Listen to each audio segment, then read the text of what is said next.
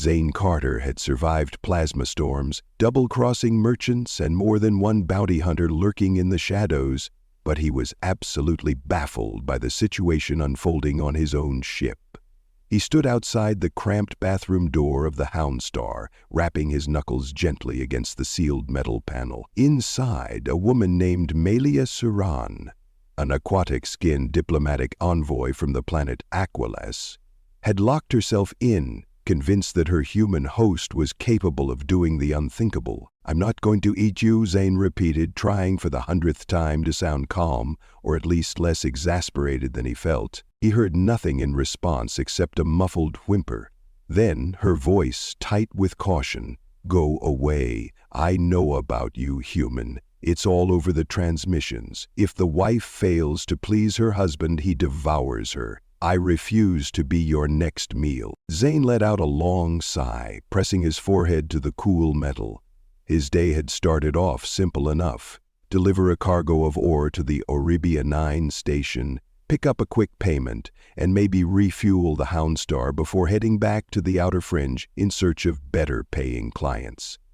Instead, he'd found himself mixed up with this aristocratic Aquilus noblewoman, who was apparently so terrified of him that she was hiding in a bathroom, and all because of some bizarre rumor about humans eating their spouses if the marriage bed proved unsatisfactory. "Look," he tried again, "I've never even been married, so I'm pretty sure I've never eaten any wife, any girlfriend, anyone. That rumor is a giant load of nonsense." A short silence ensued, and he heard a soft scratching on the other side. It could have been a hand brushing the metal or just her shifting in place. He wondered if she was hugging herself in fear or if she was trembling. Guilt churned in him. What if she'd been taught all her life that humans were savage beasts? He hadn't grown up imagining that one day he'd have to defend himself from that kind of outlandish accusation, but the galaxy was large and rumors spread faster than light. He closed his eyes and breathed. "My name is Zane Carter. I'm from Earth, yes, but I promise you, we do not eat people, especially not wives, especially not travelers we just met. I'm not a monster, it's all a misunderstanding." She didn't answer, and he was about to knock again when he heard an unexpected hiss from the comm unit on the wall. "Zane," said the scratchy voice of his friend Darius, "I just heard you took off from Oribia 9 in a hurry. That's unlike you. Everything okay?" Zane stood straight and jabbing the comm switch. "Terrific timing. Actually, no. I have a passenger, an Equiles envoy who thinks I'm some sort of cannibal." He pitched his voice lower. "Got any leads on a rumor that humans are devouring their spouses?" "Spouses? Why would—" Darius fell silent a moment and static crackled. "Wait. I have heard something on the cortex about xenophobic propaganda. Didn't think it was that widespread. You want me to do some digging?" "Please do," Zane said. "Meanwhile, I'll try to get her out of my bathroom before she starves to death, ironically enough." He flicked off the comm, parted from the panel, and braced his hands against his hips. "All right, Miss Saran. If you refuse to come out, can we at least talk through this door?" It took several minutes and more than a few gentle attempts at persuasion, but finally her voice slid timidly through the barrier. "All right," she said. "But if you try anything suspicious, You'll scream, I know," he finished. "Or you'll scratch my eyes out. Something like that." A faint humph escaped her. "Fine. Let us talk, but keep your distance." He took a seat on a small crate near the bathroom, mindful that the corridor of the Houndstar was narrow. "I'll stay right here. Now can you please tell me where you heard humans eat their wives?" She sniffed. "It's in every other spaceport rumor feed. My father's court advisors also warned me about the savage traditions of Earthmen. They said it's part of your mating ritual. If the wife is unsatisfactory in her duties, the man devours her." I'm not married to you, obviously, but what if you intend to sell me to a human buyer with such tastes?" Zane stifled a groan. "Oh, come on. That's beyond ridiculous. Don't you think such a monstrous practice would have caused an intergalactic scandal by now if it were true? People do whisper about it, but they say humans keep it a secret. Honestly, I don't know what to believe. I only know I was told to stay away from your kind, she said. Yet I ended up here. My starship's jump drive malfunctioned, and the Arabia 9 staff directed me to you, claiming you could ferry me to the next trade route for a small fee. I did not anticipate that you'd try to devour me. He wanted to argue the logic of that statement, but he caught the tremor in her voice. The rumor had truly unsettled her, as if she'd spent her entire life with that fear buried under a formal diplomatic veneer. Something about that tugged at his empathy, reminding him how many times humans had been regarded with suspicion across the galaxy. Admittedly, some human enclaves in the outer systems had violent reputations, but cannibalism was far-fetched. He ruffled a hand through his short, dark hair and forced a more soothing tone. I swear to you, on everything I value, there is no tradition, law, or custom on Earth that calls for men to eat their wives, or any spouse. Humans are just like any other species, complicated, varied, but we do not condone cannibalism. If you read or heard otherwise, it's a hoax. All I want is to help you get to your diplomatic summit or wherever you're heading. Then you can be done with me. She was silent again, and he suspected she might be thinking. The hush in that corridor stretched, until he murmured, Malia? Is that your name? Yes. Malia, look, I have never harmed anyone who didn't try to kill me first. And in this case, obviously, you're not trying to kill me, so you have nothing to fear. If you come out, I'll stay on the opposite side of the corridor. You can point a stunner at me if you like, just please. Let's not spend the entire journey with you locked in there. It's the only bathroom on the ship, and trust me, you will need to open it eventually. A small sniff. How do I know you're not tricking me? Open the door just a crack and see for yourself. I'll be sitting right here. No sudden moves. Another tense pause. At last he heard the quiet hiss of the lock as she slid it open a few inches. Her face peeked through. Skin of a luminous turquoise, eyes a deep violet framed by dark eyelashes. She had a proud, elegant shape to her features, betraying an aristocratic upbringing. Her gaze flicked over him, noticing that he was indeed seated, hands out on his knees, no weapon in sight. She parted the door a bit wider, though she still blocked it with her body. Could you stand back a little? She asked. He complied, rising to his feet and retreating a step or two. The corridor was tight, so that was the best he could do. She edged out, wearing a long-fitted coat of shimmering silver fabric that accentuated the subtle patterns on her amphibious skin. She carried herself with regal bearing, though a part of her trembled. Her eyes met his, and she swallowed. You truly find this rumor absurd? He nodded. Absurd is an understatement. It's downright insane. All right, she whispered. Then perhaps we can talk about how I ended up stuck with you and how to rectify this partnership so I can be on my way. He gestured to a small lounge area a few steps away, really just 2 built-in seats near the cockpit. Come, let's sit. I'll keep my distance. Reluctantly, she followed him. They settled opposite each other, a flimsy metal table between them. A faint hum of the ship's life support systems pulsed beneath their feet. Zane noticed that she was carefully scanning the corners, as if expecting danger to leap out at her. He tried for a disarming smile. All right, he said. Let's start over. I'm Zane Carter, a freelance hauler. Some folks say smuggler, but hey, we all have to make a living. I was delivering cargo to Arabia 9 when I heard that a diplomatic envoy from Aquiles needed transport because her starship had a damaged jump drive. I offered you a ride for a fair price, and you agreed. At least, your staff did. Then, halfway through departure, you locked yourself in my bathroom. Did I miss anything? She lowered her eyes. I arrived at Arabia 9 to connect with another Aquiles transport, but that vessel was delayed. I have urgent business with the Interplanetary Council, so waiting was not an option.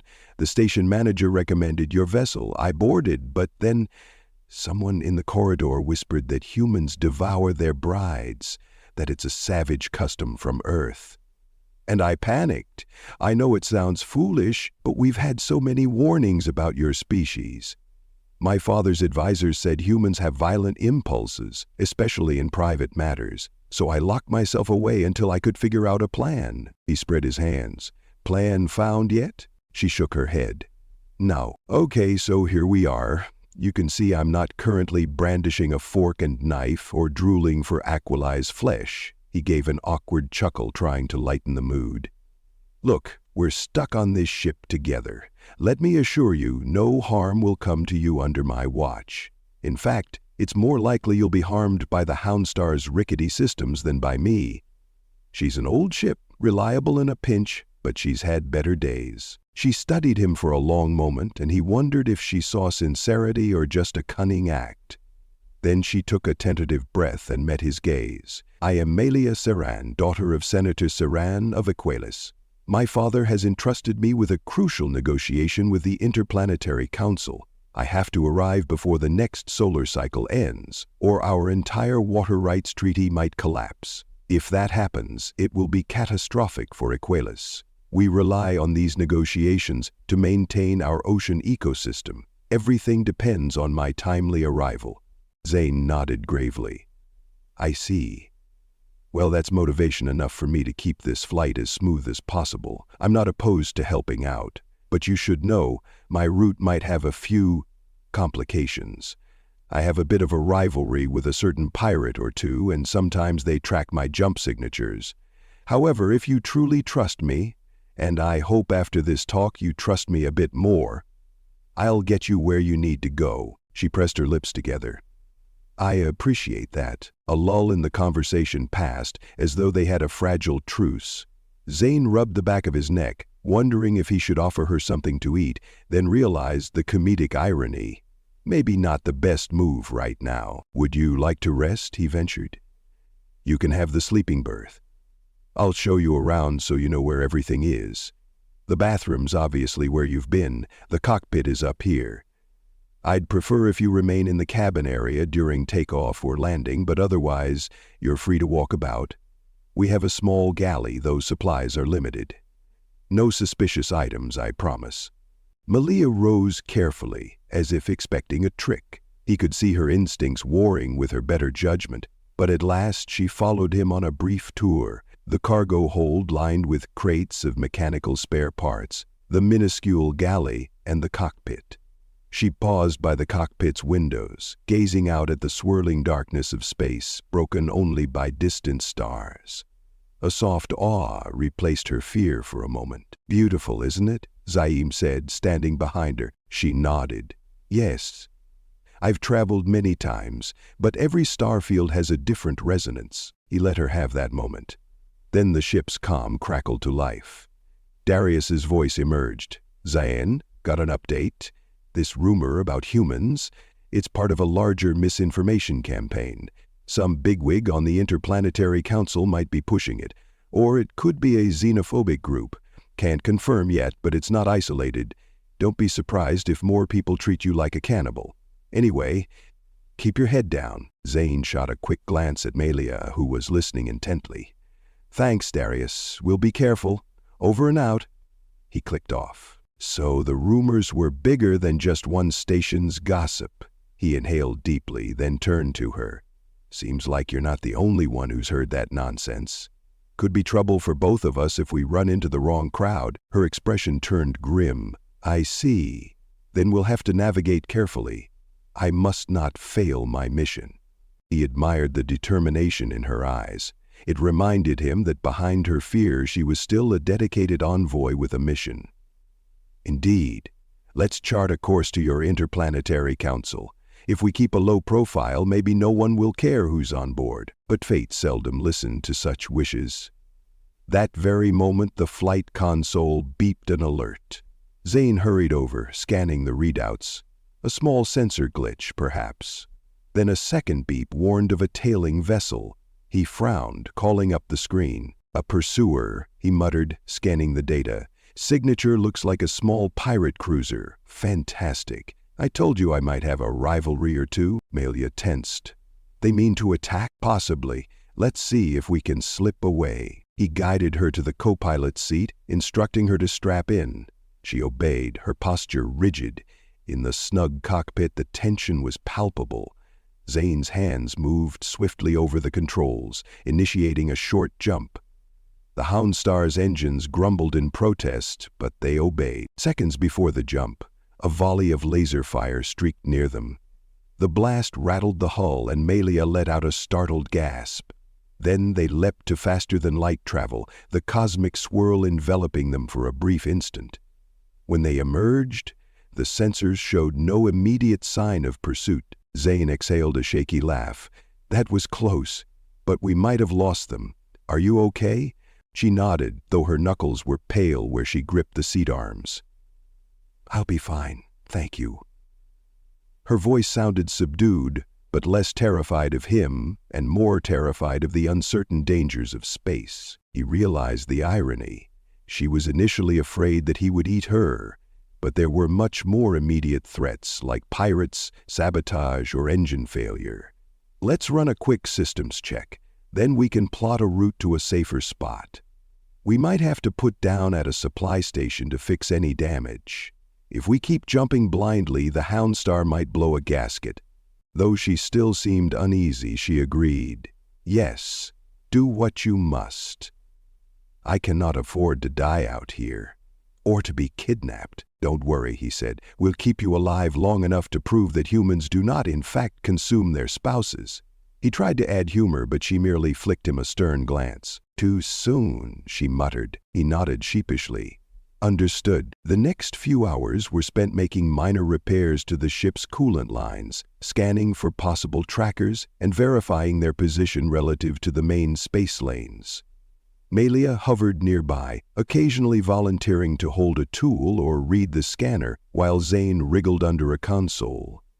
Each time her hand brushed his, she flinched, as though checking he wasn't about to lunge for her. He tried not to let it bother him. If nothing else, they were at least forging a tenuous alliance. Eventually, the Houndstar soared back into open space, forging a course to a mid-range refueling station called Noctera.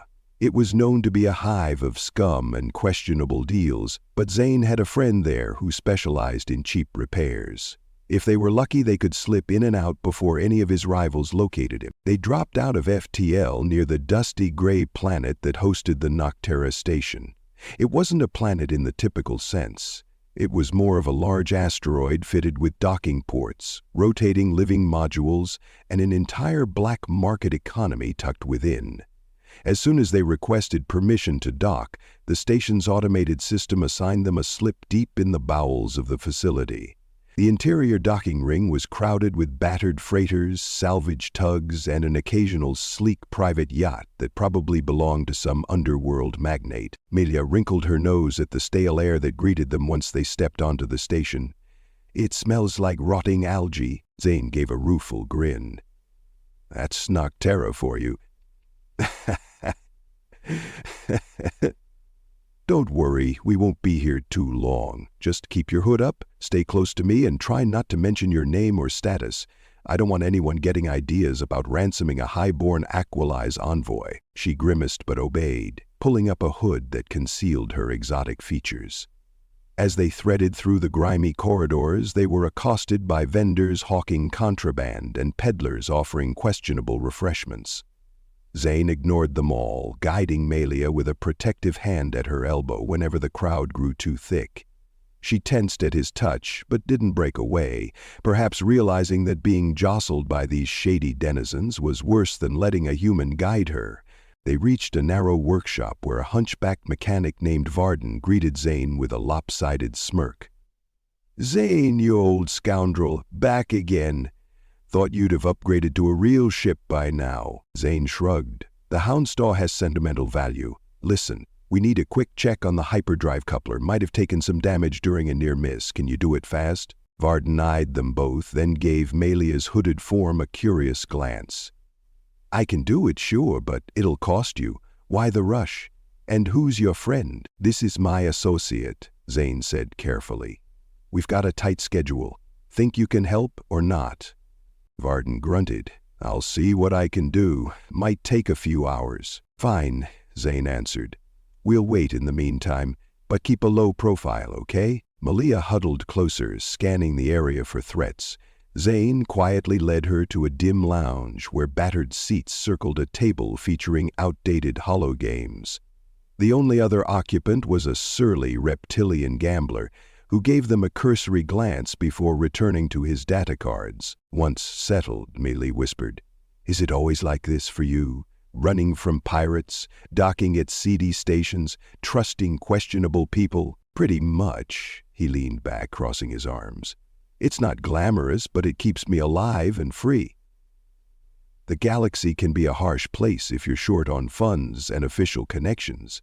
Smuggling's frowned upon, but it's better than some alternatives." She studied him for a second. "You must have come from a difficult upbringing then?" He shrugged, a trace of bitterness in his grin. "Earth's not exactly the shining capital of the galaxy. My family never had much. I took to hauling cargo, sometimes borderline legal cargo, to help pay for my mother's medical bills. She's stable, thanks to the credits I send back. As for me, well, you can see the result." He gestured around, indicating the dingy lounge and the battered starship outside. "I'm not proud of everything I've done, but I've never stooped so low as to harm an innocent person." She fiddled with the edge of her cloak. "Ah, and certainly never eaten a spouse, right?" He let out a wry laugh. "Certainly not. I can't believe I have to keep denying that." She gave a small smile, the first genuine one he'd seen on her face. "I'm sorry. I realize it sounds insane. We Aquiles value tradition, and we're taught to respect or fear certain species. I'm beginning to think it's all manipulation, not your fault. These rumors are persistent."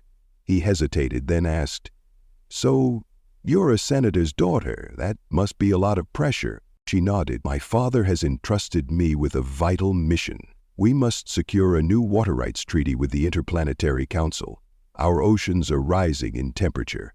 We need off-world technology to keep them stable, or the aquatic life of Aklis will suffer. My presence at the upcoming summit is crucial. If I fail to arrive in time, the negotiations might collapse, and an entire generation of sea-based species could perish under the stress. That's why I can't afford any more delays or distraction." Her words held weight, and Zane realized the stakes were higher than just money or rumor. "I get it. Then once the Houndstar's hyperdrive is patched, we'll head straight for the Council's location. No more random detours. Promise." A commotion outside drew their attention. Through the grimy window, they saw Varden engaged in an argument with a group of rough-looking thugs, their voices muffled by the metal hull. Zane tensed. "Stay here," he whispered to Malia, then slipped out into the workshop. The thugs were demanding something from Varden, who pointed frantically to Zane. He felt a chill. The parted lips and bared teeth of the lead thug were reminiscent of a savage, predatory grin. The man, a hulking figure with short horns on his brow, turned to Zane with an expression that bordered on disgust. "You're the human pilot, aren't you?" the thug sneered. "Heard you got a pretty passenger on board.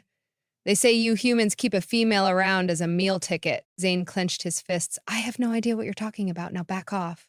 The thug snorted. "My boss offered a fine sum for any confirmation that humans actually eat their spouses. So, maybe you'll be so kind as to share your meal." Zane's eyes narrowed. "That's nonsense. I'm not dealing with you." The man's grin widened. "Maybe we'll just take the female ourselves, see how tasty she is." Rage shot through Zane. Without thinking, he lunged, driving a fist into the man's face. The workshop erupted into a brief but vicious brawl. The thugs outnumbered him, but Zane had experience in close combat. He ducked under a swinging rod, elbowed one attacker in the ribs, and managed to grab a wrench from a nearby toolbox to fend off another. Varden tried to intervene, shouting for them to stop. Tools clattered, a crate overturned, sending scraps of metal flying. One thug clipped Zane across the jaw, causing him to stagger. Blood welled on his lip. Then, a bright flash erupted from the entrance. Malia stood with one hand extended, a small stun pistol in her grip. The muzzle discharged a shimmering bolt of energy that crackled around the lead thug, sending him sprawling. She pressed her advantage, stepping forward with unexpected composure. "Touch him again," she warned, "and you'll get worse." The men, now minus their stunned comrade, backed off. They glowered at her, half in fear, half in hatred, muttering curses about humans and their enthralled wives. Zane spat blood, chest heaving, and brandished the wrench. Anyone else want to talk about eating people? He growled. The group decided to cut their losses. They fled the workshop, dragging their unconscious friend behind them. Varden cursed under his breath, scolding them for bringing trouble to his door. But he grudgingly conceded that he'd finish repairs quickly, so you two can get the hell out of here. Once alone with Malia in the corridor, Zane exhaled and wiped a trickle of blood from his chin. Thank you. Though I told you to stay put, she met his gaze with a mix of concern and boldness. I heard them talking about me. I couldn't let them hurt you, not after all the help you've offered. Besides, I'm not completely helpless. I do have some training in self-defense. He shot her a lopsided grin despite his throbbing jaw. Remind me never to get on your bad side. She looked at the red smear on his lip. You're bleeding. It's just a split lip. I'll live. He tried to shrug it off, but she insisted on cleaning the wound. They found a nearby supply kit, and she pressed a cold patch gently to his face. Her closeness made his heart pound. Just a few hours ago, she was convinced he would eat her. Now, she was dabbing antiseptic on his injury. He studied her eyes, so unlike human eyes, yet filled with empathy. You know, he murmured, you're going to start believing humans aren't so bad. Or maybe you already do. Her cheeks darkened with a bluish blush, and she cleared her throat. I believe you, at least. You fight to protect me, not to devour me, so... Yes, perhaps I was deceived by foolish propaganda. He chuckled, wincing as the movement tugged at his cut lip. Glad to hear it. Let's get back to the lounge before more trouble finds us. They returned to wait while Varden worked. Zane pressed an ice pack to his bruised cheek, and Malia watched him with concern. Does this happen often? He sighed, rolling his shoulders. Sometimes. Usually it's not about people believing I'm a cannibal, though. That's new. A small, nervous laugh escaped her, laced with relief that he was okay. They passed the time making idle conversation. She told him about the oceans of Oculus, with floating palaces that housed her people's main councils, and he shared a story or two about Earth's night sky. Eventually, Varden emerged to say the hyperdrive coupler was operational again. Zane settled the payment, ignoring the mechanic's half-joking comment about not letting your bride become lunch. Eh? They made their way back to the Houndstar. Zane went through the startup sequence, and Malia strapped in beside him, gaze flickering across the readouts. Everything seemed normal, though tension still hung in the air. As they pulled away from Noctera, Zane asked quietly, You realize it might get worse the closer we get to the council. If someone with real influence is behind these rumors, they might do more than spread gossip. They could try to arrest me, or you, or sabotage us. She met his eyes, her expression resolute. I have to reach the council. My father is counting on me. I will vouch for you, do my best to clear your name. This hateful rumor must be stopped. Despite his cynicism, Zane felt a faint stirring of hope. All right, we do it together then. Their journey resumed, though not without further complications. Just after they left Noctera's orbit, the scanners picked up another vessel trailing them at a discreet distance. Zane cursed, suspecting it was the same group that had tried to shoot them down earlier. He adjusted their route, aiming to lose them in a belt of cosmic debris. The Houndstar groaned as it accelerated, forcing Malia to grip the armrest with white-knuckled intensity. They ducked behind a cluster of asteroids. Zane performed a series of manual maneuvers, weaving through spinning rocks and the occasional chunk of metallic ore. It was nerve-wracking, but after a few near collisions, they succeeded in vanishing from the pursuer sensors. Zane waited until the scope was clear, then jumped to FTL again. At last, they had a calm stretch of flight. Malia's shoulders slumped with weariness, and she retreated to the tiny sleeping berth. Zane permitted himself a moment to watch her leave, marveling at how drastically their dynamic had shifted. She had gone from terrified to protective and concerned. He felt a complex swirl of emotions: admiration for her courage, pity for the burdens she carried, and a faint tug of something deeper he refused to name. This was supposed to be a simple transport gig, not a catalyst for rethinking his entire outlook. Time slipped by. With autopilot engaged, Zane ran a diagnostic on the Houndstar's systems. He was startled to realize how comforting it felt not to be alone. Even though he'd had passengers before, something about Malia's presence changed the atmosphere. He found himself checking the corridor to see if she was awake, listening for her footsteps. Eventually, she emerged, rubbing her eyes. Did I sleep long? Not too long, he said softly. We're about 5 hours from the main jump gate that leads to the council sector. She moved closer to the cockpit, staring at the swirling star lines visible through the forward viewport. The council's planet is heavily regulated. You'll need special clearance to land there, and I have the diplomatic pass. Once we arrive, I'll prove your innocence regarding these rumors. If the council sees an Achilles envoy speaking on your behalf, that might help. He nodded, though a knot of anxiety twisted in his gut. Sounds good. Let's hope the council members are less gullible about these bride-eating stories. Malia touched his arm gently, then withdrew her hand as if uncertain. We should remain vigilant, though. If the rumor truly is being pushed by powerful figures, they might try to intercept us or take me hostage. That's the simplest way to disrupt the negotiations for Achilles, and it might also convict you by framing you as a savage. They can kill two birds with one stone. He allowed that grim logic to sink in. You're right, I'll keep an eye out for any suspicious signals. They approached the jump gate without incident, but as soon as they hailed the gate operators, the tension escalated. A stern voice crackled through the comm channel. Unidentified vessel, we have reason to believe you are harboring a dangerous Earth male. Stand by for inspection. Zane shot Malia a look. Here it comes. Her face tightened. This is Aquilus envoy Malia Saran on board. We are in transit to the Interplanetary Council. I demand immediate clearance. The line went silent. Then the same voice repeated. We have flagged your pilot as a potential threat. Step away from the controls and prepare for a security sweep. They had a decision, comply or run. If they ran, they'd never reach the council. If they complied, there was a chance they'd be arrested on the spot. Zane exhaled slowly, turning to her. What do you want to do? This might turn ugly. She squared her shoulders. We follow procedure. Let them board us. I'll use my diplomatic authority. If they refuse to listen, then we decide how to escape. He admired her resolve. All right, buckle up. This might not be pretty. They powered down weapons and shields per the instructions. Moments later, a small inspection shuttle locked onto the Houndstar's airlock. Zane and Malia stood together as the hatch hissed open. Two armed officers, both wearing the insignia of the Council's security forces, stepped aboard with stern faces. The lead officer, a tall woman with silver hair coiled into a knot, barked, Identify yourselves. I am Envoy Malia Saran of Achilles, Malia said, standing regally. This is my pilot, Zane Carter of Earth. We are en route to the Council's summit. The officer eyed Zane as if he were a venomous snake. Mr. Carter, you have been accused of belonging to a species that practices spousal cannibalism. We have orders to detain you for questioning.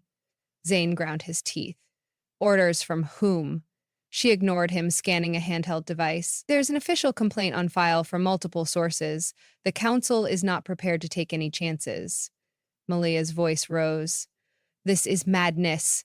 I am the direct representative of Senator Saran. I vouch for him. You have no grounds to arrest him. Where is your evidence? The second officer, a shorter man with a drooping mustache, looked uncertain. We are only following protocol, Envoy Saran. The tension spiked. Zane could practically see Malia deciding whether to fight or keep calm. She lifted her chin. I insist on speaking to a higher authority immediately. This man is innocent, and I will not proceed without him. The lead officer considered, exchanging glances with her subordinate. Finally, she said, We'll escort you both to the station near the council planet. You can address your concerns there. But if he's found guilty, he will be turned over. Understand? Zane shot a desperate glance at Malia, who placed a steady hand on his wrist. We understand, she said. So they were forced to dock at the security station that orbited the council planet. Zane's heart pounded with apprehension. The station was much cleaner than Noctera, with bright corridors and uniformed personnel, but the suspicious glances they gave him were almost worse than any thug's open hostility. Each look seemed to say, there goes the man who might eat his bride. He wanted to scream the truth at them. An official hearing was hastily arranged. The station's chief, an elderly reptilian named Chief Roven, presided with an air of impatience. He demanded Malia present her credentials, then demanded Zane state his defense. Zane, fists clenched at his sides, said, I have no idea who started this rumor. I assure you, no humans practice spousal cannibalism. If you need proof, talk to actual Earth historians or cultural experts. This is a smear campaign. Chief Rovan flicked a forked tongue. We have multiple sources, Mr. Carter. Some come from recognized delegates. Now, Ms. Saran, do you have evidence to the contrary? Malia's face flushed with frustration. He has shown me no violence or threat. On the contrary, he protected me from real danger. This rumor is a vile lie aimed at sabotaging not only Earth but the Achelous negotiations. I demand you let us pass. Rovan seemed unimpressed. We will run an investigation. Until then, Mr. Carter must remain in holding. You, Miss Saran, are free to move about, unless you prefer to remain with him. Zane cursed under his breath, stepping forward. Wait! But armed guards seized his arms. Malia looked stricken, her voice trembling with anger and worry. You can't lock him up, please. Rovan tapped a console.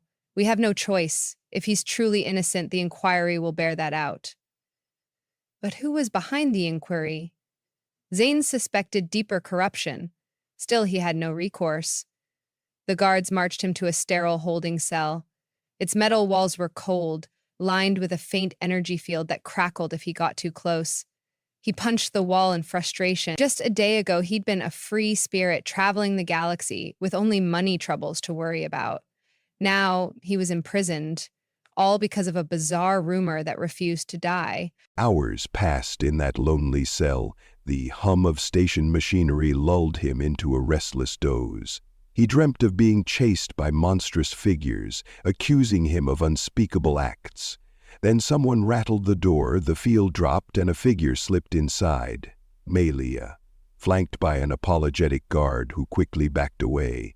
She hurried to him, her eyes bright with urgency. Zane, I spoke with the council's subcommittee. They've scheduled an emergency hearing tomorrow, if we can testify.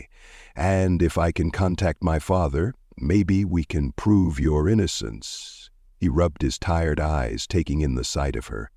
He didn't realize how relieved he'd be to see her. Tomorrow? That means I'll sit here all night? She nodded. I'm sorry. I tried to have them release you on my recognizance, but they refused. He forced a crooked smile. This is so absurd, but I guess it's a step forward. 1 day's delay is better than indefinite lockup. She placed a hand lightly over his. You have to trust me. I'll do everything I can. I know it's terrifying to be in this cell, just as it was terrifying for me to be in that bathroom on your ship, believing a lie. But I see the truth now. His chest tightened with gratitude. Thank you. Her gaze flicked to the corridor. I should go before they try to lock me up too. Stay strong. When we get out of this, we'll expose whoever started this madness. He gave her fingers a gentle squeeze before she slipped away. That night was one of the longest of his life, overshadowed by the possibility that tomorrow's hearing might not favor him at all. Could a single Aquelis envoy's testimony overturn a system of lies that was apparently well-funded and well-spread? Morning came in the form of artificial station lights, growing brighter. A guard led Zane to a small hearing chamber, where a semicircle of officials waited. Malia was there as well, standing upright in a formal gown. The lead official, a tall, severe-looking draconian woman with emerald scales, beckoned them forward. The hearing commenced with a recitation of the charges, which basically labeled Zane a potential cannibal.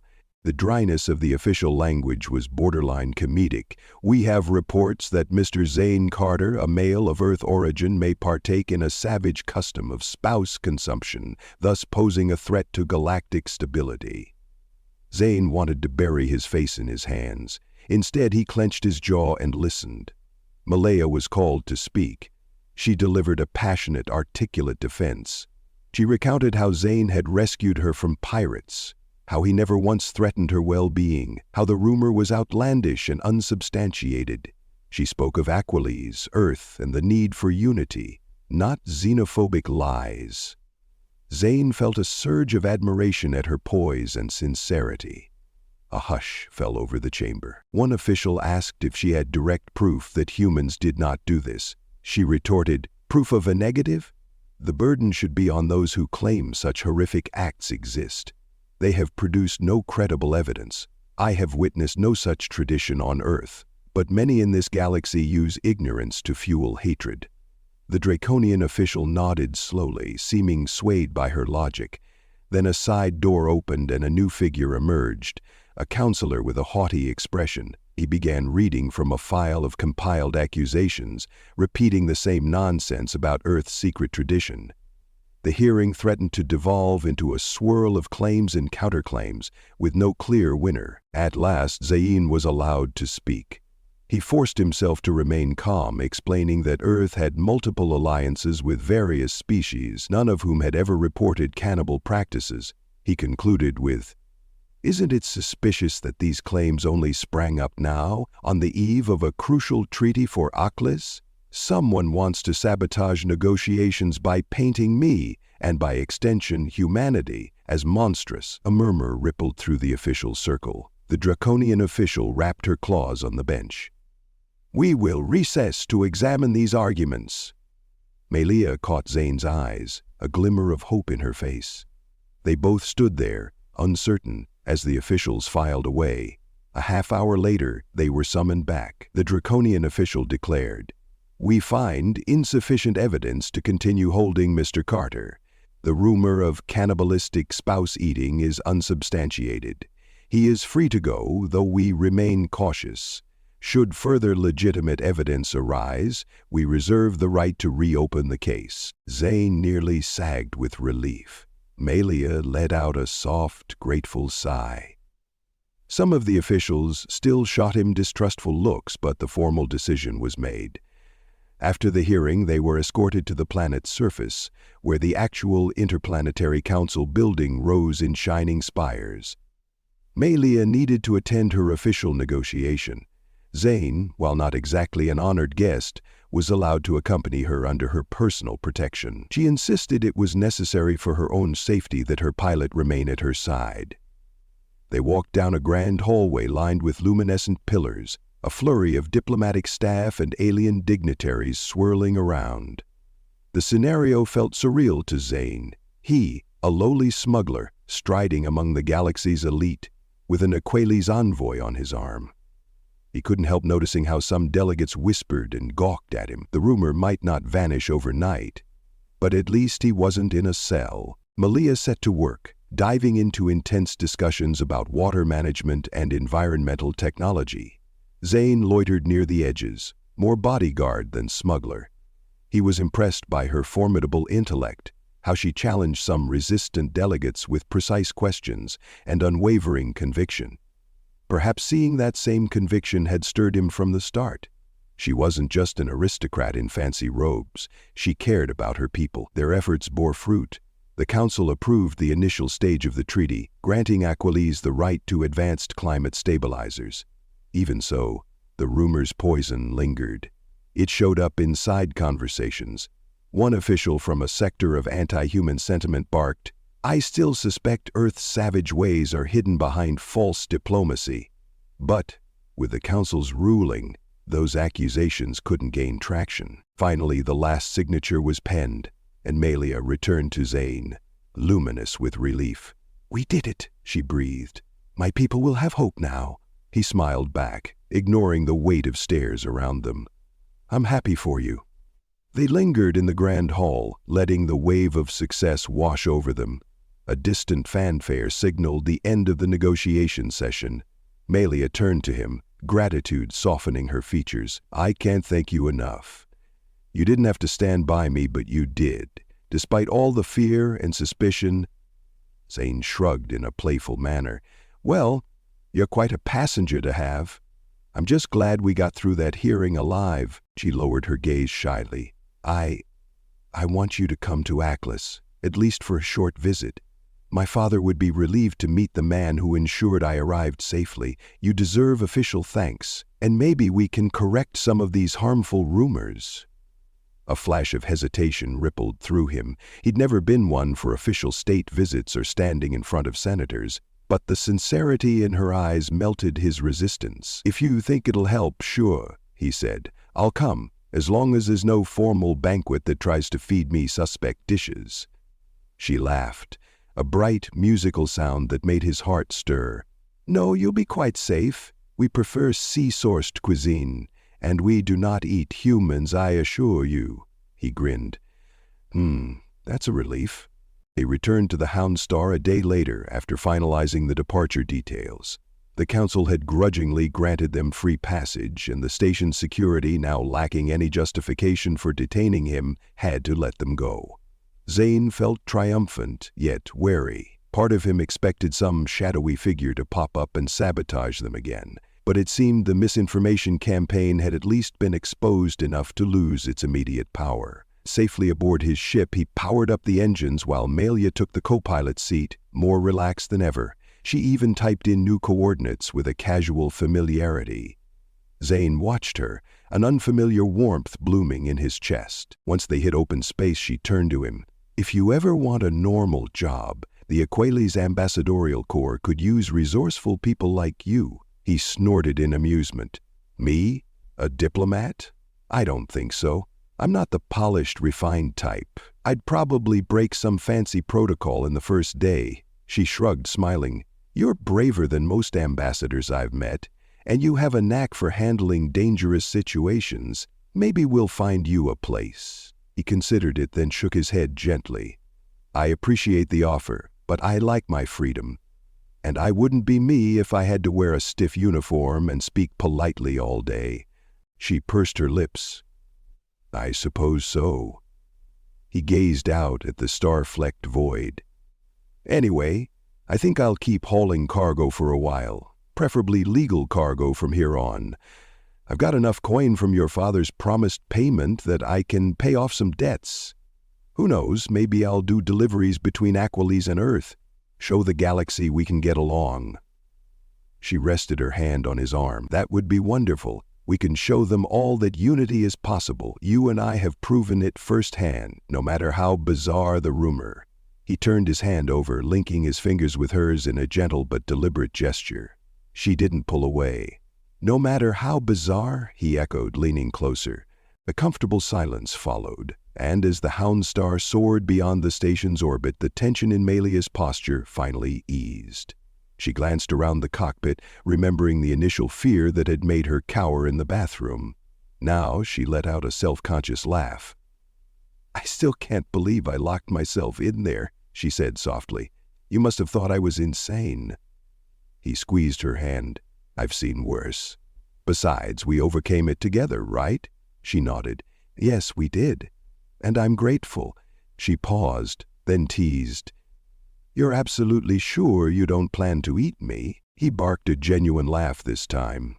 "I'll pass on that, thanks. Besides, I have a feeling you'd blast me with that stunner before I even got a taste."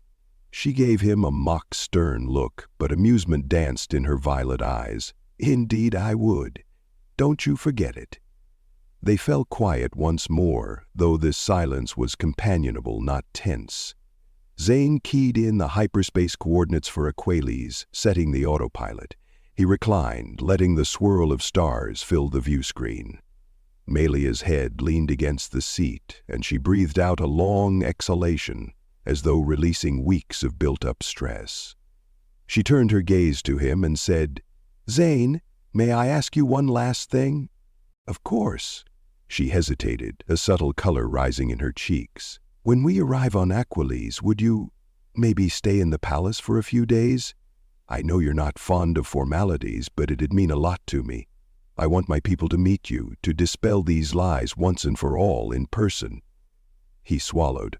"Stay in a palace? That might be the strangest adventure of my life. But if it helps you, and helps the people of Aquales, then sure, I'll do it." She smiled, a dazzling expression that lit up her features. "Thank you." And so the Houndstar made its jump, streaking through the cosmic tapestry toward Aquales. In the enclosed cockpit, two improbable companions, an amphibious noblewoman and a scrappy human pilot, sat side by side, united by mutual respect, budding affection, and the triumph of rationality over fear. Outside, the galaxy remained a place of swirling conspiracies and monstrous rumors. But in that moment, the barriers between them seemed infinitely small. Hours later, the autopilot beeped, rousing them from companionable quiet to the mesmerizing vista of Aquilus spinning below, oceans of turquoise studded with gleaming archipelagos. Zane marveled at its beauty.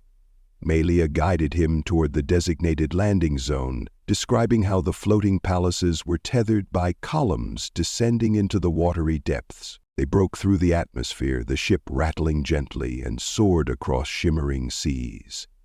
Aquilis's architecture soon came into view: tall spires, aquamarine domes, and glass walkways perched at the edges of the ocean. As they descended, Zane's stomach fluttered.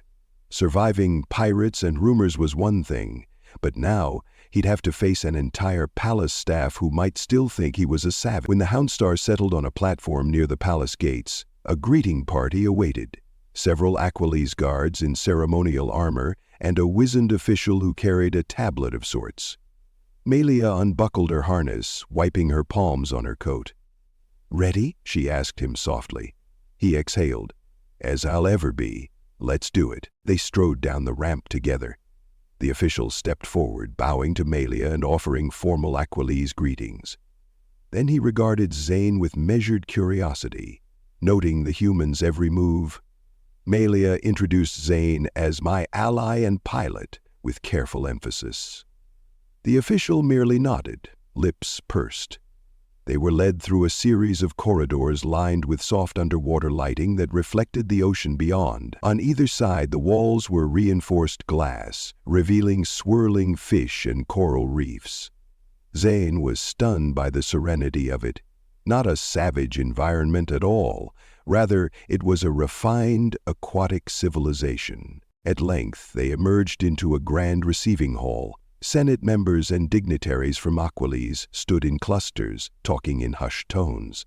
At the far end stood Senator Saran, a distinguished figure with more elaborate fins and markings than Melia. His gaze flicked over her, then locked onto Zane. A hush fell. Melia advanced, performing a graceful bow. Zane followed suit, uncertain how to mimic the gesture, but trying to be respectful. "Father," Melia said clearly, "I have returned with success. The Council supports our treaty, and this is Zane Carter, the pilot who helped me reach them in time. He is from Earth, and no, he does not eat wives or anyone else." A ripple of awkward laughter spread through the hall as some dignitaries realized she was referencing that infamous rumor. Senator Saran extended a hand to Zane. His eyes held curiosity, skepticism, and a faint gratitude. "Welcome to Aquilus, Mr. Carter," he said. "You have my thanks for escorting my daughter safely." Zane bowed again, clearing his throat. "Glad to be of service, Senator. She did most of the heavy lifting, I assure you. I just flew the ship." Saran glanced between them, noticing how his daughter hovered close to this human. He dipped his head gravely. "Then you shall be given every courtesy here. Perhaps in time we can eradicate these dreadful slanders about Earth. At least in Aquiles you will be treated with fairness." Melia's eyes sparkled. "Thank you, Father." She took Zane's arm, gently steering him away from the crowd. "You see, we made it." He nodded, surveying the noblemen and women who eyed him with guarded curiosity. He could sense suspicion, but also a willingness to learn. By simply existing here, not devouring anyone, he was a living refutation of that vile rumor. The weight in his chest eased a little more. The rest of the day was a blur of formal introductions, walking through luminous corridors and letting palace functionaries direct them to a comfortable suite. Melia was whisked away at times to give official statements about the treaty's success. Zane endured subtle stares from courtiers, fascinated by the notion that a human could be normal. He answered polite questions describing Earth's customs or the Houndstar's quirks or the comedic fiasco that had begun with Melia locking herself in his bathroom. Despite some awkwardness, the overall reception was warmer than he expected. Late in the evening, he retreated to the suite assigned to him, a spacious chamber with a curved window overlooking the ocean depths. He found himself drawn to the glass, watching bioluminescent fish swirl like living lanterns. He heard a quiet knock and turned to see Melia stepping inside. "Hey," he said softly. "Busy day?" She sighed, stepping closer. "Yes, but I think I've convinced half the palace you're not a threat." A faint grin touched her lips. "The other half might need more time." He ran a hand over his hair. "As long as no one tries to lock me in a cell, I'm good with that ratio." She joined him at the window, gazing at the undersea scene. For a while they stood there in companionable silence. Then Melia asked, "Did you ever imagine you'd end up here like this?" He chuckled. "Not in my wildest dreams. I was just a broke pilot trying to make ends meet. And you? Did you imagine you'd end up traveling with a smuggler from Earth?" A quiet laugh escaped her. "Not at all. But maybe that's how life goes. We think we know everything, then we're forced to confront the unknown." She hesitated, then slowly reached for his hand, linking her fingers with his. "I'm not afraid anymore." He turned her hand gently. "I'm glad. I'd never want you to be." She inhaled, summoning courage. "Zane, once these negotiations are fully established, would you consider staying here a bit longer?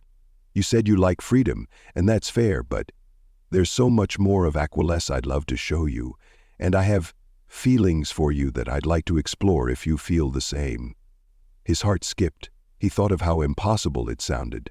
A smuggler from Earth and an Aquiless senator's daughter. Yet the way she looked at him, the synergy they'd found in adversity, made it feel like the most natural step. He recalled that day in the corridors of the Houndstar, her locked behind a door, terrified, and how they'd both fought side by side on Noctera. Now, here they stood, exchanging uncertain smiles in a palace beneath the waves. He lifted her hand, pressing a light kiss to her knuckles. "I'll stay as long as you want me, and maybe even longer than that. Let the galaxy say what it wants about humans. I have nothing to hide." Her violet eyes shone with relief and warmth. "Thank you. I want to believe that we're moving past these lies into something real." He nodded, breathing in her soft aquatic scent. "I do too." They leaned toward each other, tension building, and finally their lips met in a brief, tender kiss. A calm serenity draped over them, as if the waters of Aquilles had embraced their union. The swirling fish beyond the window glowed in mesmerizing patterns. For that fleeting moment, rumors, politics, and intergalactic disputes seemed far away. They were just two individuals who had braved a tumultuous galaxy and a thoroughly absurd cannibal rumor. To stand together in peace. When they separated, she rested her forehead against his. "And to think," she murmured, "just a short time ago I believed you might devour me." He chuckled, brushing a stray lock of her hair aside. "Guess we proved them wrong. You're safe, and so am I." She smiled, a soft vulnerability illuminating her face. "Yes, we are." Outside, the vast ocean shimmered in perpetual twilight, an endless frontier of possibility. Here, in this watery realm, a small but significant victory was won. Not just the triumph of truth over a vile rumor, but the quiet forging of a bond between two unlikely souls. Perhaps it was a sign of better things to come, if not for the entire galaxy, then at least for one human pilot and the envoy who finally realized that humans, in fact, do not eat their wives. Sylvan RYX stood on the observation deck, gazing down at a planet washed in blues and greens. It appeared tranquil from orbit, a silent jewel that should have shown no threat to a galactic empire known as the Zerk-El. Yet something about this world felt different. As the newly appointed Commander General, RYX had presided over the conquest of several frontier planets. All were listed as low technology or pre-FTL worlds, meaning the locals had no meaningful way to fight off the advanced might of the Empire. On paper, this new place, labeled Earth in local transmissions, should have followed that pattern. But the fiasco with the stealth drones had already sowed doubt in his mind. He reviewed the footage one more time. 12 stealth drones, each equipped with advanced absorption fields that had slipped past the space defenses of dozens of other civilizations, had descended onto Earth's surface to gather intelligence. In every previous campaign, Those drones functioned flawlessly, evading detection by all manner of radar and scanning systems. Then, to everyone's shock, every single drone was destroyed. The images of one drone's final moments were especially perplexing. A low-resolution, rotating antenna pointed up as if searching the skies. A metallic streak, moving incredibly fast, appeared in the frame. 1 second of data, a cloud of fragments, and the connection cut to static. The initial assumption had been that Earth possessed advanced energy weapons. Yet the debris analysis, gleaned from partial signals, suggested they had used solid projectile munitions, literal metal slugs. The concept was anachronistic to the Zerkael mindset. Centuries ago, projectile weapons had been rendered obsolete, replaced by plasma beams and charged particle cannons. Why, then, had primitive metal slugs succeeded where so many sophisticated defenses had failed? Arwaix's second-in-command, Detrax, was far less patient. Detrax, clad in the black and gold armor of the Imperial Officer Corps, reminded Arwaix of an apex predator pacing in a cage. Detrax's mandible-like jaw plates clicked with frustration whenever he spoke. "General, there can be no doubt. We must proceed with an orbital barrage. Their surface-based arrays might not handle sustained bombardment from orbit and incinerate resources we came here to claim." Arwaix turned from the screen to face Detrax. "The Imperial Council has not dispatched us to turn worlds to cinders. We are tasked with capturing them, intact enough to glean resources and, yes, knowledge. How will we explain to High Command if Earth ends up a smoldering rock, useless for the Empire's resource pipelines?" Detrax's jaw tightened. "We've never faced losses so early in a mission. The drones are gone. Whatever these humans have, it caught us off guard. I fear your caution may cost us more time than we can afford." Despite his rising stress, Arwaix managed a measured tone. "We know too little. I won't commit our main force before we understand exactly how these humans fight. We proceed with a standard infiltration approach. Limited landings, gather data, adapt." Detrax offered no further protest, though his eyes sparkled with the tension of disagreement. He bowed his head curtly and strode out of the chamber. Arwaix spared one final glance at the planet below, feeling a flicker of unease. If these humans had indeed discovered some trick or technique to neutralize advanced stealth, what else might be waiting down there? Colonel Andrea Vale stood in the underground headquarters of the Earth Defense Command, EDC, built into a mountainside whose exterior sign betrayed only a defunct Cold War-era facility. She was a tall woman in her late 40s with streaks of silver in her otherwise jet-black hair, wearing a subdued uniform that bore the EDC insignia. The bustling command center around her contrasted with the near silence of the operations staff, who communicated mostly via text readouts and hand signals. The EDC prided itself on controlling emissions, meaning they used minimal radio chatter to avoid broadcasting their true capabilities too soon. On a wide, curved console, Vale watched real-time readouts from archaic mechanical radars. Yes, mechanical radars, outmoded by 21st century standards, yet ironically perfect for detecting unusual signatures that advanced sensors might filter out. The moment those alien drones had appeared, the old gear, which the EDC had intentionally kept operational, picked up subtle anomalies. By the time the aliens realized the radar had locked onto them, anti-aircraft guns loaded with tungsten slugs were already firing. It had proven lethal. "We have multiple confirmations that the drones were destroyed," said Major Harriet Tan, leaning in. "Pieces of wreckage are being retrieved now.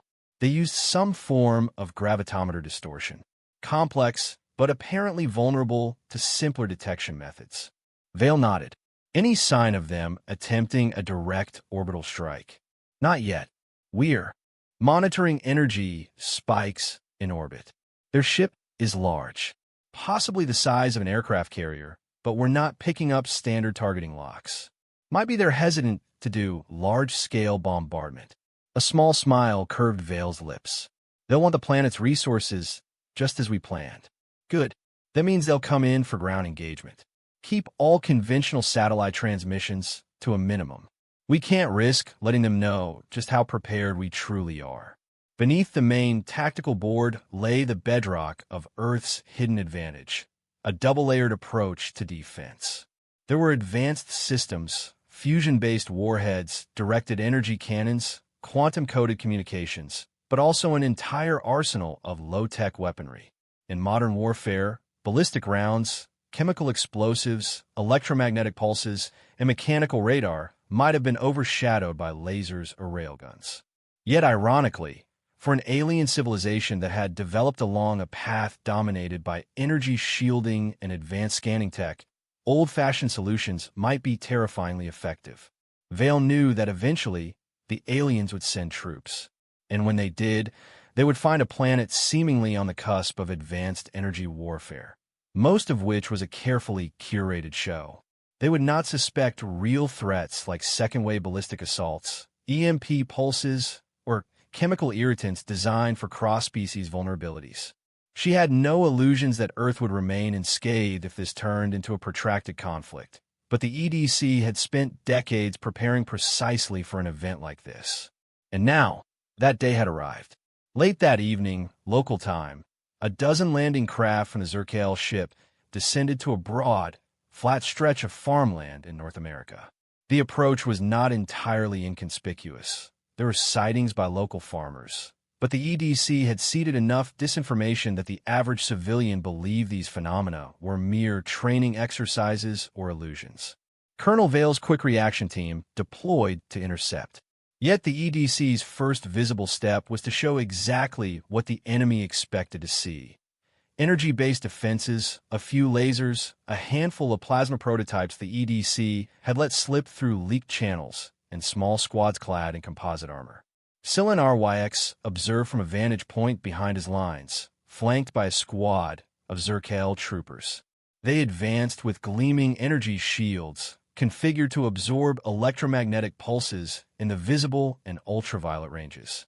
The humans fired laser bursts that did little more than splash harmlessly against the Zerkael shields. One trooper, Commander Lhasa, barked a laugh. "General, it's as we thought. They use low-level directed energy. Their beams are too feeble to breach standard fields." But RYX remained wary. He scanned the horizon. The humans had retreated behind improvised cover after a short skirmish. It seemed too easy. Then it happened. The humans switched, almost in unison, from energy weaponry to ballistic rifles. Streams of high-velocity slugs tore through the energy shields. The Zerkael troopers went down in droves, shocked and disorganized. "Fall back," RYX shouted, trying to coordinate a defense. He quickly realized the standard personal armor, meant to disperse plasma hits, was not built to stop small, fast projectiles. Within 9 minutes, over 3/4 of that landing team had been neutralized. Troops who survived managed to scramble back to the drop craft, carrying wounded. Overhead, a retinue of Zerkael gunships tried to land suppressive plasma blasts, but the humans scattered like ghosts, using the terrain to vanish. Detrax's fury rose to an almost tangible level. Once the survivors were on board, the drop craft zoomed back toward the main vessel in orbit. He confronted RYX in a corridor outside the command center. "You see, they switched tactics from energy to projectile at will. We lost too many warriors. Let me wipe out the entire region." "Give the order." RYX held up a hand. "You bomb farmland and farmland alone. We need farmland intact. High Command wants arable worlds to supply the Empire. If you scorch the land, there's nothing left for us to harvest. And if these humans can do this with basic ballistic weapons, what else might they have in store?" Detrax spat a wordless curse. He stomped off, leaving RYX to wonder if the biggest threat was truly the humans or the Empire's own arrogance. Beneath the mountain, Colonel Vale observed helmet cam footage from her forward squads. The energy shields flickered, then failed once bullets slammed in. The plan had worked perfectly. Lull the aliens into focusing on laser warfare, then pivot quickly to kinetic rounds. Dr. Hannah Bloom, a short, intense scientist with a background in xenobiology, joined Vale's console. Initial scans of their wounded suggest they have a complex exoskeleton, not quite insectoid, but somewhat reminiscent of arthropods. Low tolerance to heavy oxygen environments. They designed their armor to handle plasma bursts, not solid slugs. Vale nodded. Good. Keep them guessing. We've only shown them half the picture. Next time, we'll let them see a hint of one of our Fusion Lance prototypes, just enough to make them further commit to their energy shield approach. Meanwhile, let's keep ballistic reserves ready. In an adjoining station, 2 technicians monitored the nanite trackers. Every piece of gear the Earth squads left behind was laced with near-invisible trackers that transmitted quantum entanglement signals, virtually impossible to detect with typical scanners. The aliens would likely scavenge whatever Earth tech was left on the battlefield. By letting certain items fall into alien hands, the EDC could feed them curated misinformation. It was all part of a larger plan, one that Earth had been refining for decades, ever since Voyager 3 had stumbled on a Zerkael colony ship in 2073. Earth had realized then that advanced alien life was not merely hypothetical, but a looming reality. So the planet had gone dark, restricting official transmissions, pretending to be less capable than it really was. Meanwhile, a Deep Shadow initiative was born, bridging high-tech and low-tech in cunning ways. Vale took a steadying breath. She felt no elation at the casualties inflicted. People often forgot that winning in warfare left you with the burden of the aftermath. But Earth had no choice. Peaceful contact had never been an option with an empire that had a track record of subjugation. At least now, Earth was proving it would not be the easy conquest the Empire expected. Silinar YX was restless. He decided to lead a small contingent back to the planet's surface, specifically to the region where the first major skirmish had taken place. He wanted to see the impact sites, to hold in his hands the crude ballistic shells that had ripped his men apart. The indomitable airship soared overhead, ready to extract them at a moment's notice. They landed at dawn in a rocky, semi-arid zone. The soil was littered with broken fragments of metallic cartridges. Some were old, many were fresh. Bits of advanced polymer from alien armor dotted the ground. Our YX knelt, pinching a splinter of human ammunition between clawed fingertips. It was a simple, mass-produced slug. It had gone through advanced shielding as though the shield barely existed. He began to piece together that energy shields rely on dispersing or refracting a certain electromagnetic signature, but a physical hunk of metal at sufficient velocity was effectively outside the shield's prime function. Perhaps the Empire had grown too reliant on one approach. While our YX brooded, his security officer signaled from a short distance away. "General, we found something you should see." They had discovered a structure built into a low bluff, appearing to be an old outpost. Inside, the interior was nearly deserted. The humans had cleared out, but left behind scattered documents, a few archaic rifles, and perhaps by design, a carefully placed shelf of books. Physical books were nearly extinct in the Empire. Our YX brushed his hand along a ragged hardcover titled A History of Guerrilla Warfare, scanning images of past Earth conflicts. There were notes in the margins, scribbled in English, referencing insurgent tactics used against technologically superior invaders. His translator implant struggled with some colloquialisms, but the gist was clear. Humans had a long tradition of circumventing a stronger foe's advantage through cunning, environment, and surprise. The deeper RYX read, the more he realized how cleverly the humans had planned for this. Some diagrams pointed to ballistic solutions for dealing with energy-based defenses. Was that truly by chance, or had Earth specifically prepared for the Empire's arrival? A sense of admiration warred with the frustration inside him. He had spent over 50 standard years studying the patterns of lesser species that the Empire subdued. This planet shattered those patterns. He wanted to keep reading to unravel their secrets. And that was precisely when the perimeter sensors tripped. The Zerkael presence had triggered another ambush. Explosions sent up clouds of smoke, thick, acrid stuff. Projectiles hissed overhead, some embedding themselves with dull thuds into the ground. His team scrambled for cover. Our YX found himself behind a half-collapsed wall as a barrage of mechanical bullets rained down. They tried to return fire with plasma bursts, but the humans vanished the moment the Zerkel aimed. Then more explosions, triggered not by advanced electronics, but by physical pressure plates concealed under dirt. Shrapnel raked the air. The Zerkal's advanced sensors were nearly useless in the choking smoke. It ended as suddenly as it began. 7 more of RYX's people lay dead. The rest, pinned down, were forced to retreat. The humans simply melted away. Not a single living defender was left behind for the Zerkal to see. RYX rose shakily, dust caking the joints of his exoskeleton. That entire assault was a demonstration, a lethal reminder that the humans could pick them apart. Even more disconcerting was that no advanced signals had been used. The sensors found no digital transmissions. They had jammed all frequencies with nonsensical noise. Low-tech, but brilliantly effective. "General," said the security officer, panting, "they could have finished us off if they'd pressed. That must mean they only meant to chase us away." "They're calibrating," RYX murmured, almost to himself. "They're systematically testing how we adapt, then switching methods.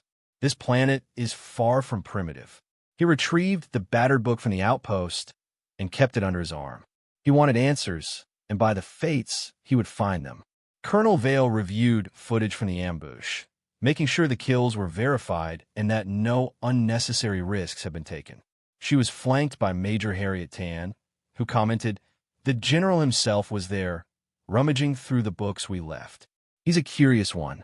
"That's precisely what we were counting on," Vale replied. "Every bit of data he picks up leads him deeper into our trap, and it prolongs the ground engagements. So long as they refuse to bomb us from orbit, we still hold the strategic advantage." Major Tan took a breath. "We keep feeding him bits of our history, but there's a risk. If they piece it together too fast, they might realize how big a net we've woven. Which is why we show them only partial truths," said DR. Bloom, stepping in from the adjacent console. "The history we left behind focuses on ballistic solutions to energy shields, but glosses over our deeper chemical and biological warfare R&D. Let them keep underestimating how far we've gone to be ready."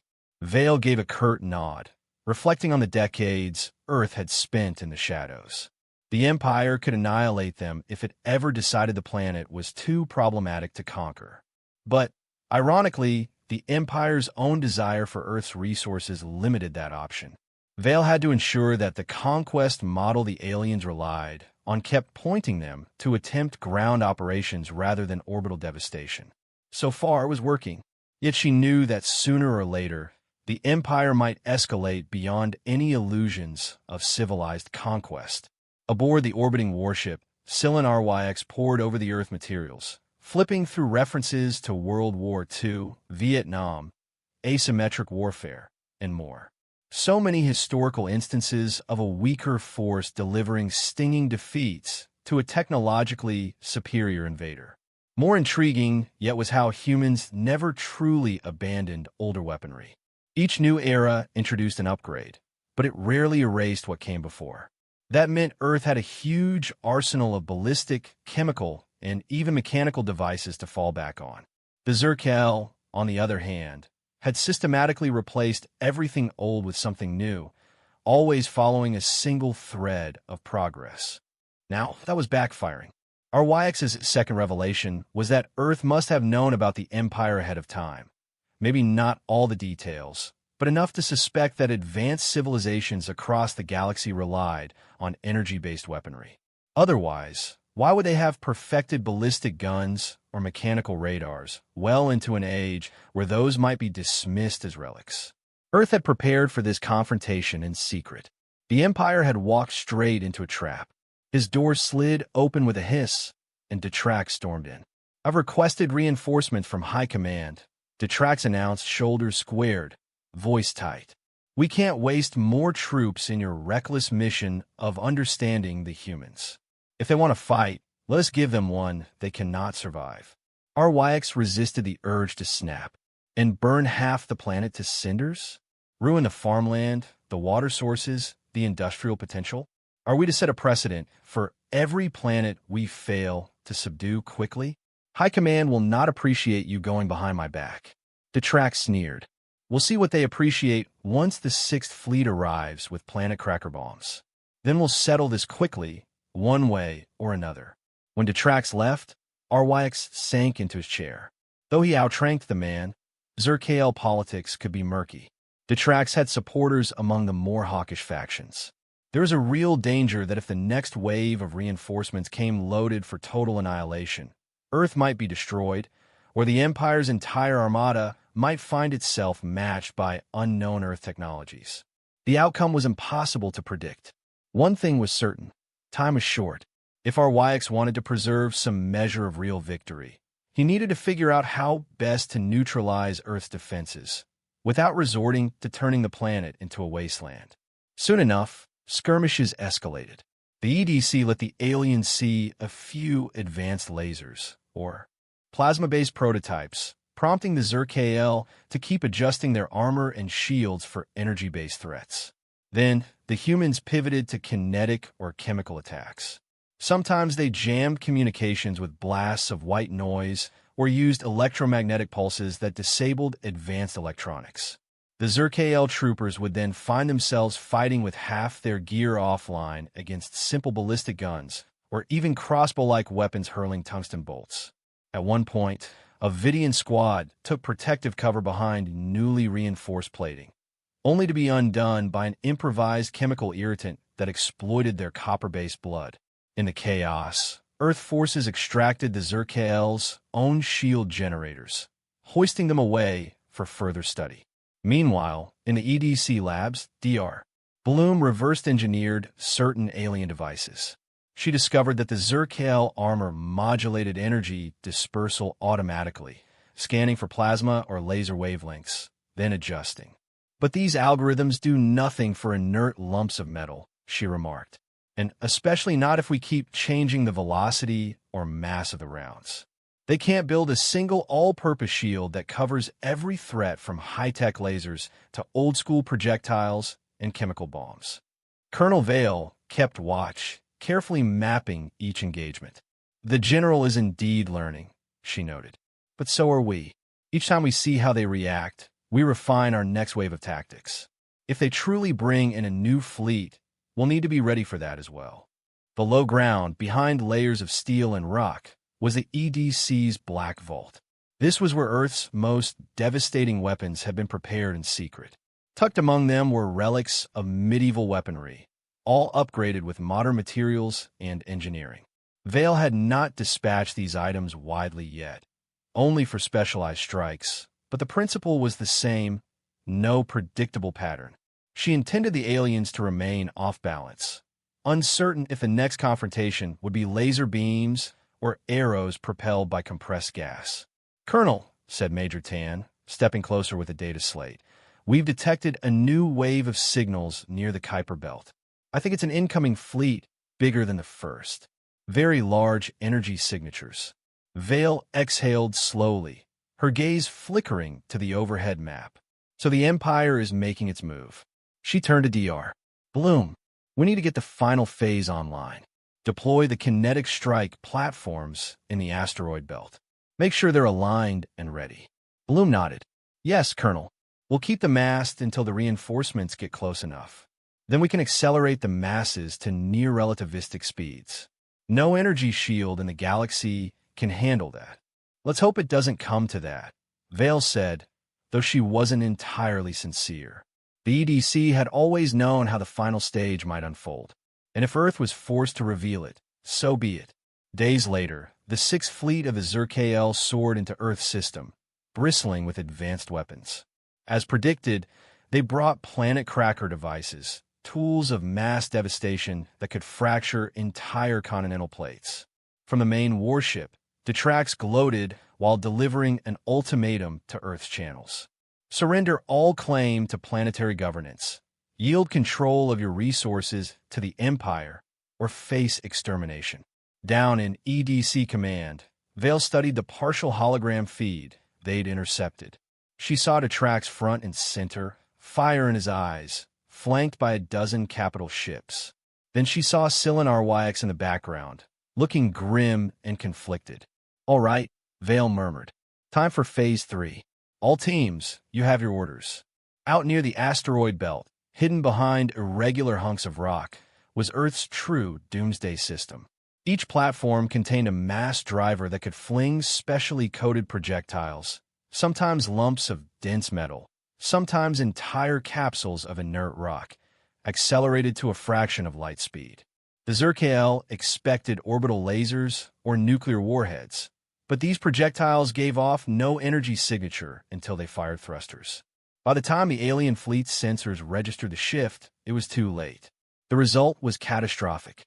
Kinetic energy at relativistic speed transformed small lumps of matter into city-killing bombs.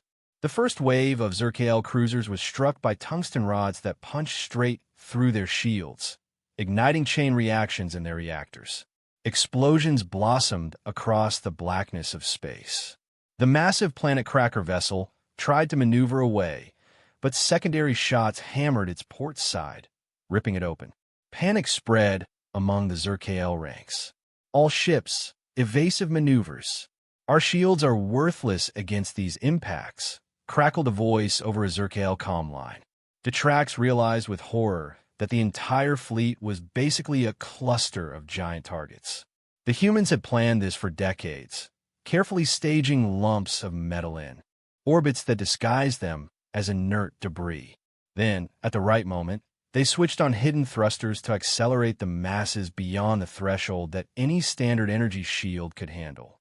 One after another, the capital ships erupted, and Silinar YX, in the Indomitable's command center, could only watch helplessly.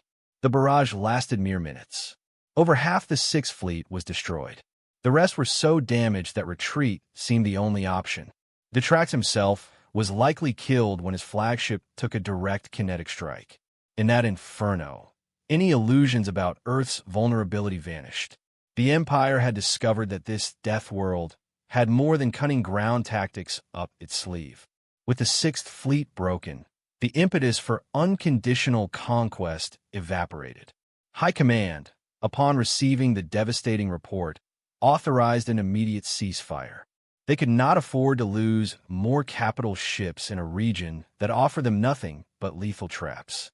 Earth had proven it was no easy pickings. A formal meeting was arranged aboard an orbital station near the wreckage. Colonel Vale, representing Earth, waited in a sealed diplomatic chamber for the Zerkael delegation. Silinar YX arrived flanked by 2 honor guards. He looked physically drained, scratches along his exoskeleton plates, eyes reflecting the weight of so many lost troops. He approached Vale with a slight tilt of his head, which she read as the closest the Zerkael came to a respectful bow. "Colonel," he said, voice low, "I should have guessed your people had planned this for a very long time." Vale nodded. "We've had decades to consider the possibility of an alien empire fixated on expansion. We prepared the illusions carefully. We allowed some signs of advanced weapons, but maintained the old ways too. We found you prefer to fight an opponent that fits your notion of progress, so we made ourselves appear just that, until it was too late." He let out a weary sigh. "We never expected any civilization to preserve technology from centuries past and weld it to new developments. And we never truly considered kinetic bombardment from near-light velocities. You call this planet a death world, do you not?" She flicked her gaze toward the viewport, beyond which drifted the remains of the Sixth Fleet. "In certain corners of our own scientific circles, yes. Earth can be harsh. Diseases, natural disasters, wars. Humans have become experts in survival through any means." He was silent for a long moment, seeming to weigh her words. "This ends in a treaty. Our leaders have already insisted we pursue that path. But I must ask, how did you glean so much of our approach? You struck precisely at our blind spots." She studied his face, deciding how candid to be. "We discovered your empire decades ago, by accident, when one of our deep space probes encountered a Zerkael colony ship. We hid from you, quietly gathering intelligence. We recognized you favored energy-based technology, so we nurtured parallel lines of defense, advanced energy to match you if needed, and old-school ballistic or chemical or mechanical options to exploit your blind spots."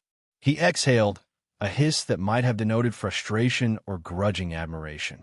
You overcame an empire that has crushed dozens of worlds, all because you refused to throw away older technology. We overcame your first attempt, Vale corrected gently. Had you launched enough ships and decided to obliterate Earth entirely, we'd have lost billions of lives. But you wanted the resources intact. That was our one advantage. He nodded slowly, acknowledging the truth. Yes, we desired farmland, water, and a base for further expansions. But now, our empire has lost a fleet. My people will think twice before attacking you again. Still, do not think this is the last time you'll face threats from beyond the stars. Others may come, armed with different technology or fewer scruples about resource preservation. That risk is real, Vale admitted. We built our defenses with that in mind. This was never just about the Zerkael. Earth knows we share the galaxy with many who might not see us as equals. He stared at her, as though taking in the dual nature of her stance. The pragmatism of a soldier who defends her home, and the cunning of a strategist who sets elaborate traps. I see. Then let us finalize the treaty. My empire stands to gain nothing by further conflict, and we cannot endure more humiliations. Perhaps there is a path to carefully regulated trade, to the exchange of knowledge, though how freely either side will share knowledge remains to be seen. Negotiation, Vale said, a better alternative than mutual destruction. Weeks later, as the new arrangement took shape, a smaller Zerkael diplomatic ship remained in orbit for final details.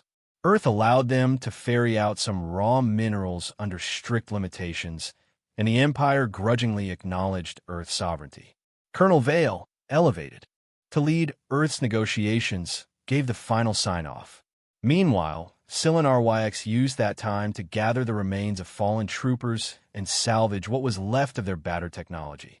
One particular artifact he insisted on keeping, a small antique compass discovered during the ground campaign. It fascinated him that such a simple device could remain relevant after centuries.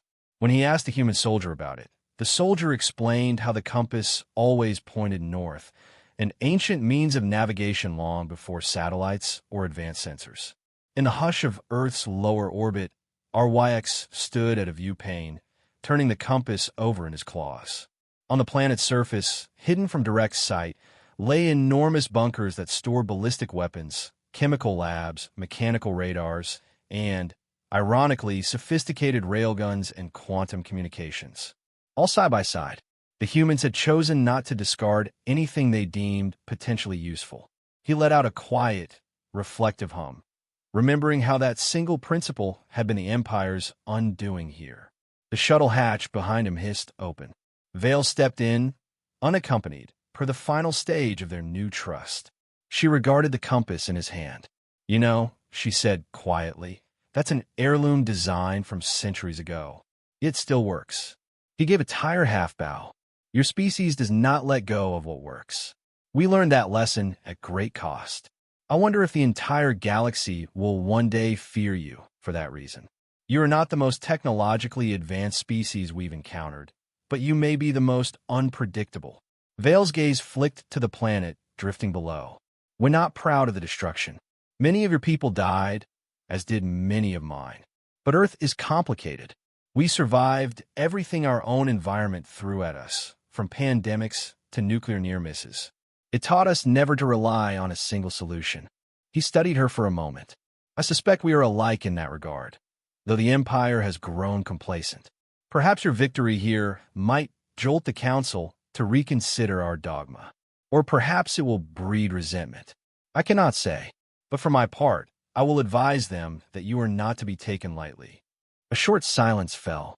Finally, Vale said, we called them Death World weapons. Our grand strategy. That was the label behind the scenes. Because we accepted that if we had to use them, we risked turning Earth into a charnel house if we guessed wrong. But better that than let someone else waltz in unopposed. I see. RYX's mandibles tightened slightly. Then, gently placing the compass in a small, carrying pouch, he turned from the window. Will your people keep adding to that arsenal? She paused. I think we'll keep evolving it. We can never assume that a single approach, be it ballistic or energy-based, will solve all problems. Our environment taught us to be cunning. If an invader uses energy shields, we shoot bullets. If they design strong physical armor, we might revert to chemical or biological means. If they adapt to all of that, well, I'm sure we'll think of something new. The general nodded, a grim acceptance. Or something old. One day, that might make Earth the teacher of the galaxy, or its greatest scourge.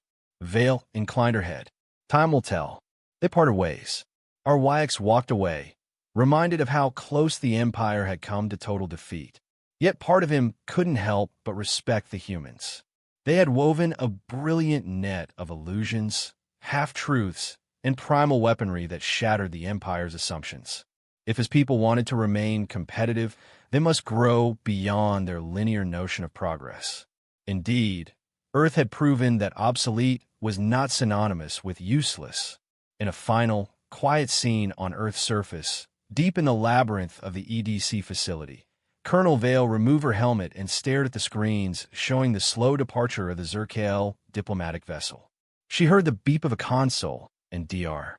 Bloom's voice resonated across the war room. "They've cleared high orbit, Colonel. We're officially in a new chapter." Vale nodded, exhaling softly. She turned her attention to a wall lined with relics. Swords from medieval times, crossbows from the days of knights, breech-loading rifles from centuries gone by, alongside modern railguns, plasma carbines, and the stowed remains of ballistic missile technology. She thought back to the names of countless generals and innovators who had contributed to Earth's martial evolution. It was a testament to a species that refused to let the old ways die, that found synergy in blending them with new science. She recalled the earliest signals that detected Zerkael near the Kuiper Belt. People had debated how best to respond: reveal Earth's full technological might or hide behind illusions.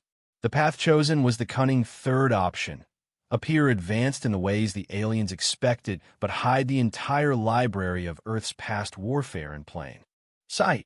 By the time the Empire realized ballistic guns and near-relativistic projectiles were still in play, the endgame had already begun. Amid these reflections, Vale could not escape the pang of sorrow for those who had perished. Both sides had lost precious lives. War was never a neat affair, even with all the cunning in the world. And yet, Earth had preserved its autonomy. The knowledge gleaned from Zerkael technology might pave new breakthroughs, just as the Zerkael might adopt a measure of Earth's combined arms philosophy. Vale wondered if that might lead, in centuries to come, to alliances rather than conquests. Still, the galaxy was vast, and the existence of one empire only hinted at countless other powers out there. For now, the planet was safe. The threat had receded, at least in the immediate sense. Vale turned from the relic wall, stepped into the hallway, and made her way to a meeting with the EDC Council. They would have to plan how to handle trade negotiations, resource allocations, and the possibility of more visitors. The humans would stay vigilant. They would continue refining their approach, forging new or ancient methods as needed. Because on Earth, that was the only way to survive.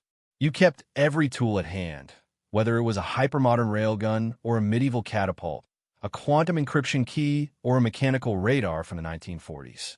You never knew which might save you next time. High above, aboard the Zerkael diplomatic ship, Silan RYX held the compass one last time before stowing it carefully. He gazed at the swirling clouds of the planet below, an unassuming sphere, yet more dangerous than any place he had encountered. He had called it a death world in the presence of his own officers. Now he understood how apt that description was, and he realized, to his mixed consternation and respect, that the humans had not even shown him everything. Surely they had more cunning stored away, more obsolete technologies refined and weaponized, more secrets hidden behind this veneer. They would not be caught unaware again. In the quiet of his cabin, he recalled the final lines of the old Earth text he had read. Victory goes not always to the side with the best technology, but to the side that can adapt and endure. If anything, that was the motto Earth lived by. They had adapted to their harsh environment and discovered a universal truth about conflict. Never discard a method that still works, no matter how old or outmoded it might seem. because in the right hands, even the most archaic weapon could be a nightmare for an unprepared foe. The engines of the diplomatic ship rumbled to life, moving away from Earth's gravitational well. Scylla RYX sat, reading the lines of a second text Earth had left behind, describing historical revolutions in warfare, from gunpowder to mechanized armor, from chemical bombs to nuclear deterrence. He could almost envision how Earth had scaled up the same principle into the heavens. Throwing stones might be ancient, but when those stones traveled at relativistic speeds, entire fleets would shatter. He closed the text, letting the console fade. A mixture of relief and regret coursed through him. The Empire had been bested, but not obliterated. There was a chance to learn from this.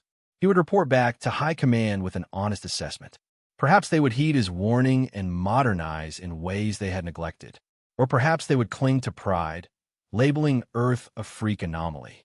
Regardless, Scylla RYX felt a measure of gratitude to be leaving with his life and some gleaned knowledge. He hoped that if they ever returned, it might be as cautious explorers or traders rather than arrogant conquerors.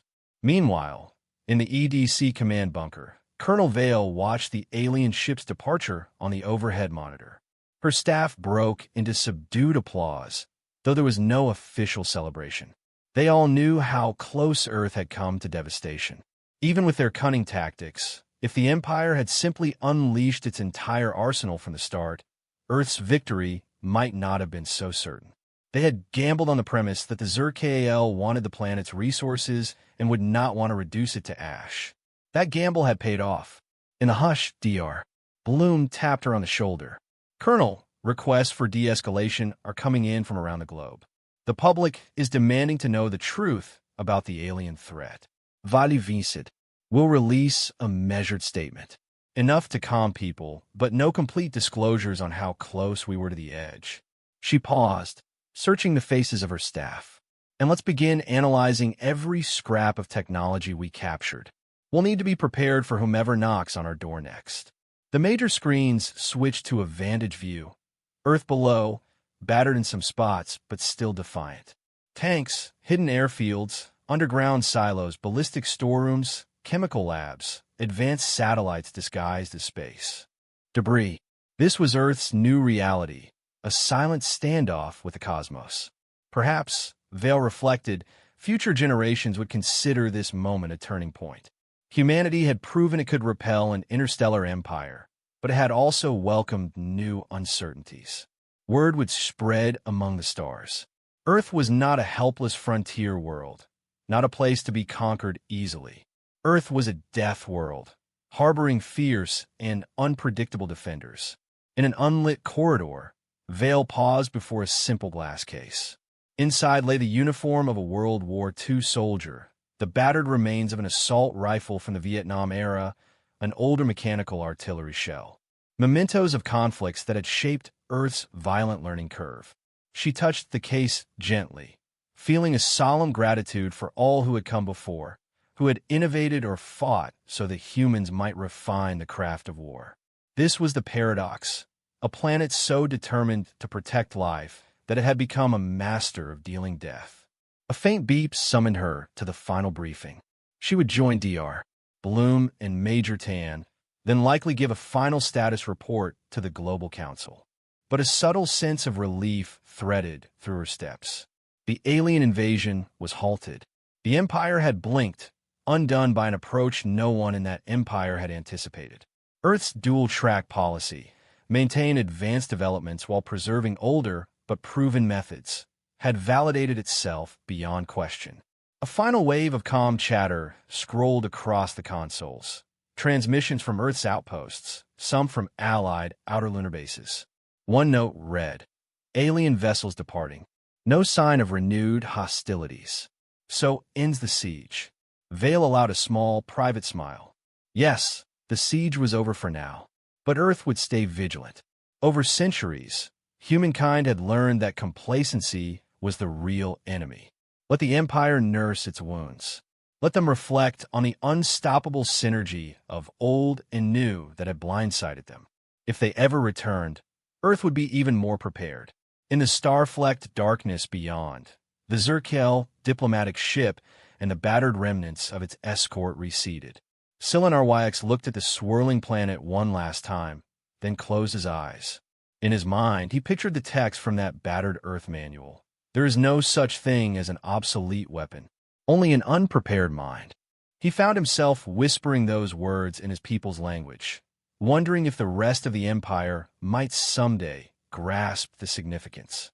For now, Earth was safe, and the legend of the Death World would spread, a name well earned by a species that kept every arrow, bullet, bomb, and railgun ready, standing in quiet watch against the next would-be conqueror.